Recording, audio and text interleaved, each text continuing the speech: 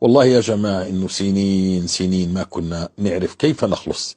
ما تركنا من صلاة ولا قيام ليل ولا صوم اثنين وخميس ولا صدقات ولا شيء من العبادات نتقرب إلى الله فيه حتى أن يغير الله أحوالنا. ما تغير حتى أن لزمنا الاستغفار. هل الإشي بخصني؟ لا والله. والله آلاف عشرات الآلاف ممن دونوا أنهم وجدوا ضالتهم بالاستغفار. ليش الاستغفار؟ آية تخص المستغفر في كتاب الله، وما كان الله معذبهم هم يستغفرون. لن تجد آية تشبه هذه الآية.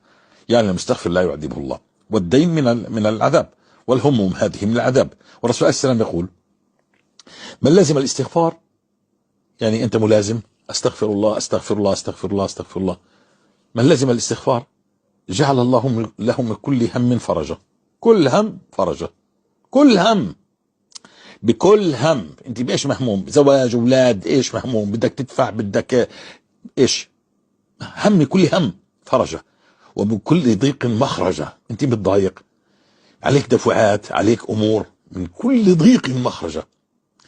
ورزقه من حيث لا يحتسب. والله ان كل المتابعين وجدوا الرزق من حيث لا يحتسبوا، من محل انت ما كنت تتوقعه. والله جل في علاه يقول: فقل استغفروا ربكم انه كان غفارا يرسل السماء عليكم مدرارا ويمددكم باموال. يا واضحه، يمددكم باموال وبنين ويجعل لكم جنات ويجعل لكم انهارا. يعني كل هذا المتاع الطيب قال فيه في سوره هود: ويا قوم استغفروا ربكم ثم توبوا اليه. نتوب من هذه الذنوب التي نحرم فيها بسببها الرزق او اي شيء. ثم توبوا اليه يمتعكم متاعا حسنا الى اجل مسمى. الله بمتعك متاع بجنن. والله إن الله كفانا كل شيء. كل همومنا وكل ديوننا وكل أمورنا تغيرت، علما إن كنا ما تركنا من تجارة نقلب التجارات ونتهم التجارة، نتهم القرايب لا بيشتروا من عندنا ولا بيعاملونا، كنا نتهم كل الناس ولا نتهم ذنوبنا.